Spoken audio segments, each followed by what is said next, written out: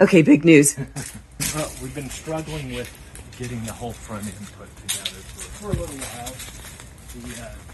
So getting the curvature just right. Because everything was so rotted, you couldn't really tell exactly what the curvature was.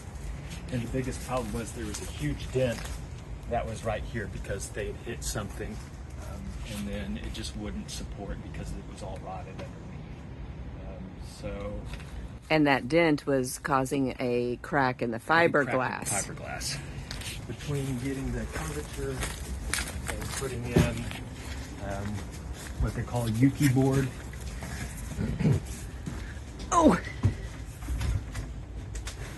The problem yesterday was it was so rigid that I was struggling with getting it to pop out. It kept wanting to dent in on this side.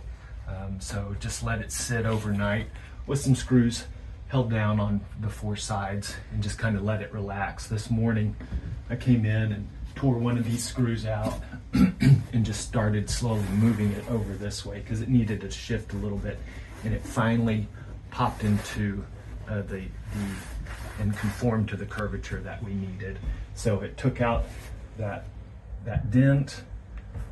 I'd already supported it. I'd already repaired the fiberglass on the other side, so everything is matching up nice. So we're finally moving forward on the front end of this thing. So I'm so Yesterday was not a good day. It was not a good day at all. And so last night we had pizza and a couple of vodkas to take the edge off, which is apparently made it all better. That apparently was all we needed, was Laura to have pizza and vodka.